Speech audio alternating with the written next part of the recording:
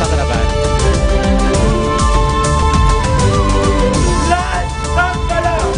هلا عم بصير 7 ايار بشكل اخر.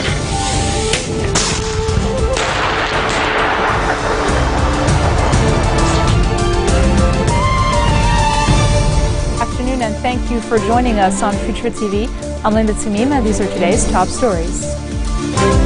The Future Parliamentary Bloc urges the March 8th camp to announce its candidate for the presidency to take part in tomorrow's third parliamentary session to elect the president. Saudi ambassador to Lebanon, Ali Awad Asiri, holds meetings with officials to discuss local and regional developments, as well as tomorrow's presidential elections.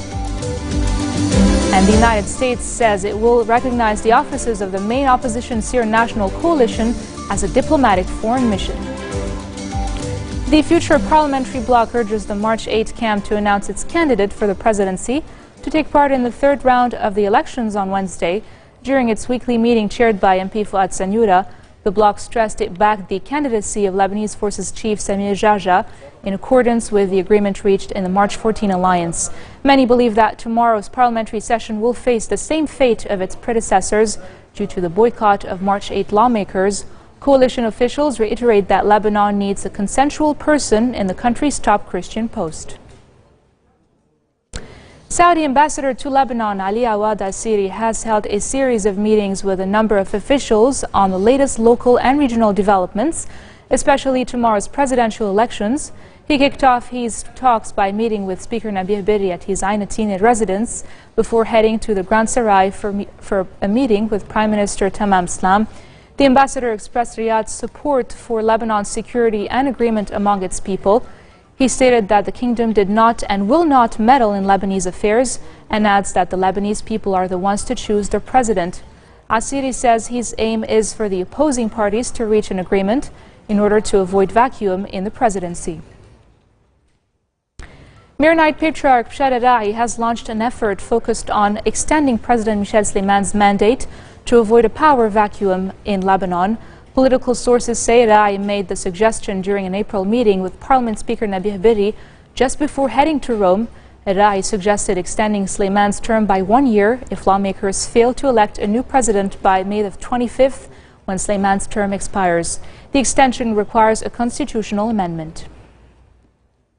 Joining us today is Al Salam party leader, Mr. Roger Idde. Welcome, Mr. Idde. Hello.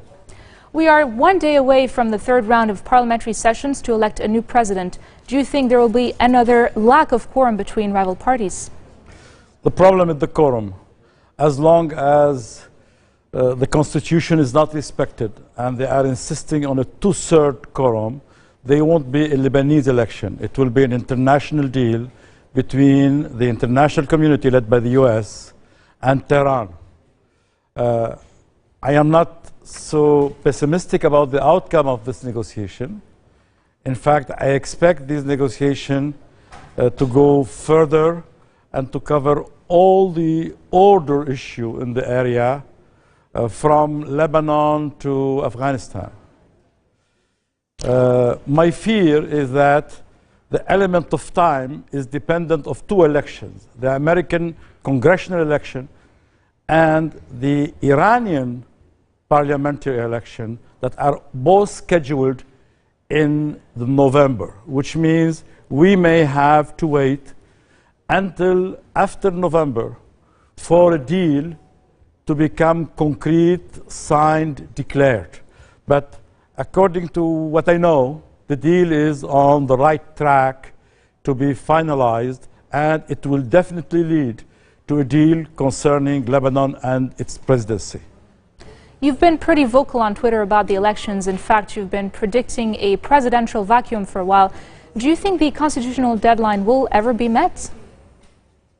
Yes. The problem is the quorum, because you have given to 1/3 of the parliament +1 the potential to block the election of any candidate who can have 51% or even 60%.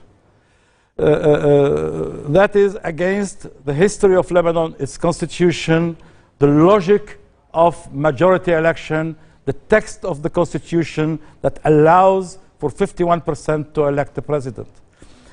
We are in an order that is in disruption. The constitutional system in Lebanon is in crisis, and the objective of any president should be to reconstruct a system that has failed us since at least 100 years.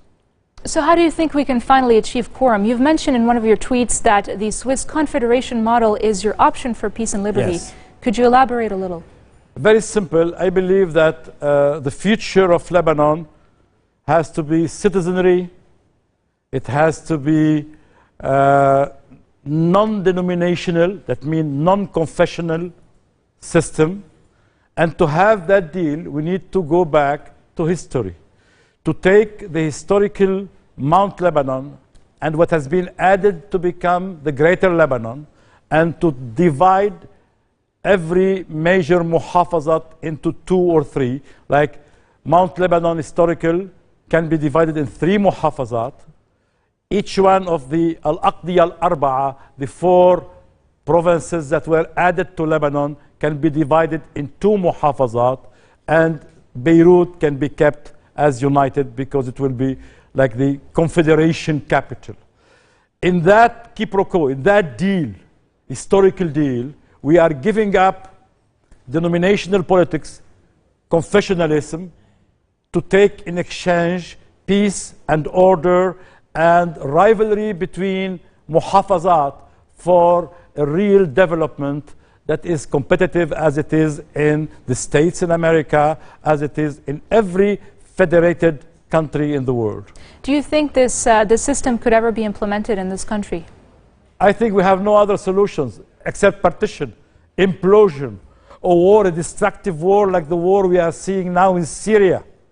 Even for Ukraine, what are they proposing? Confederation.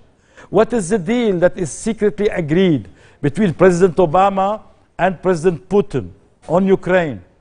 Is to resolve it on a federal system. There will be some casualties. That's why what we are seeing today are casualties of a roadmap that would lead to the Confederation of Ukraine, which will remain the bridge between Europe and Russia, because Putin is the son of St. Petersburg, Peter the Great, that opened up Russia west.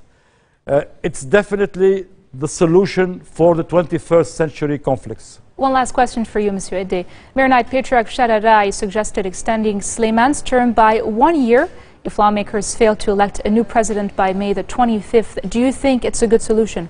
I think the Patriarch should stop talking politics. He is an amateur in politics. There is a 1559 resolution that prevents the extension of the mandate of a president, and it's still a resolution in application. That was the Salam Party leader, Monsieur Roger Ede. Thank you so much for being with us today. Thank you.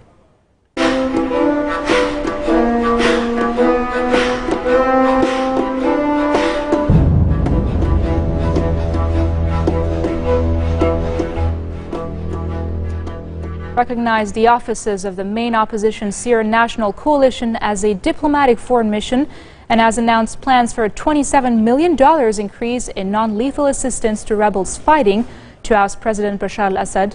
The announcement came at the start of a visit to Washington on Monday by a Syrian opposition delegation led by Ahmad al-Jarba, president of the coalition, in his first official visit to the United States since the SNC was set up in 2012.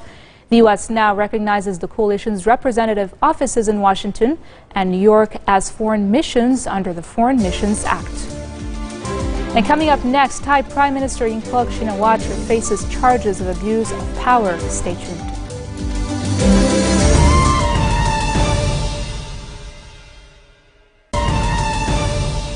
Welcome back. Israeli riot police have scuffled with Palestinians outside one of Jerusalem's most revered and politically sensitive religious compounds after preventing them from entering the mosque.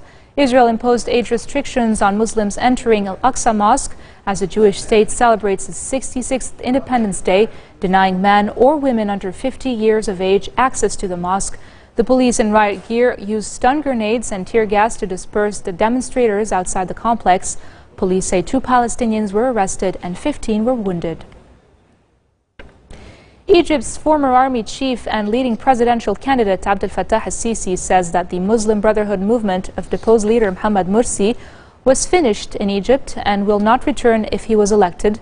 Since ousting Morsi, Sisi has been riding an overwhelming media frenzy, lauding him as Egypt's savior and his status as the country's strongest figure, all but guarantees him a victory in the May 26-27th election. Sisi's only opponent in the race is leftist politician Hamdin Sabahi, the third-place finisher in the 2012 election won by Morsi.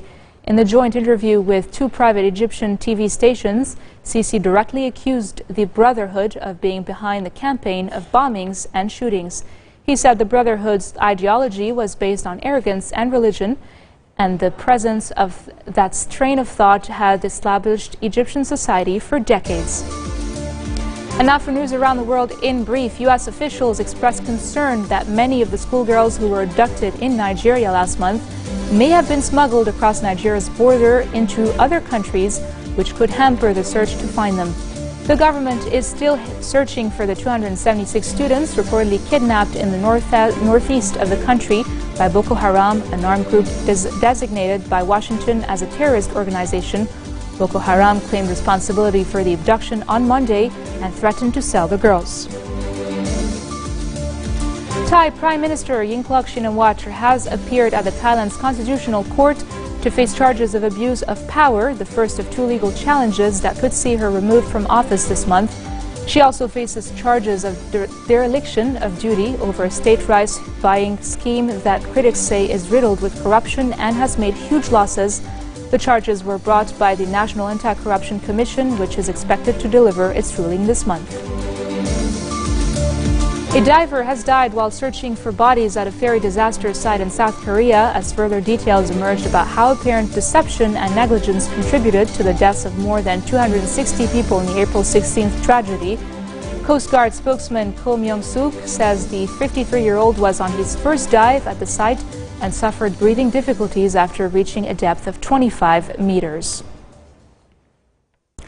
Some 30 foreign ministers have attended a Council of Europe conference in Vienna focusing on the worsening Ukraine crisis. Austria currently chairs the Council of Europe Human Rights Group and is hosting a meeting of foreign ministers to discuss ways to defuse the situation in Ukraine, where the government is trying to quell an insurrection by pro-Russian activists. Among foreign ministers who arrived were Russia's Sergei Lavrov and Ukraine's acting foreign minister, as well as British Foreign Minister William Hague. This marks the end of our bulletin for today. Now for a reminder of our headlines. The Future Parliamentary bloc urges the March 8 camp to announce its candidate for the presidency to take part in tomorrow's third parliamentary session to elect a new president. Saudi ambassador to Lebanon Ali Awad Asiri holds meetings with officials to discuss local and regional developments, as well as tomorrow's presidential elections. The United States says it will recognize the offices of the main opposition Syrian National Coalition as a diplomatic foreign mission. That's it from me and the news team here at Future Television. Yumna Naufal will be back again tomorrow with more updates. Tune in. الغياب ليس مستغربا.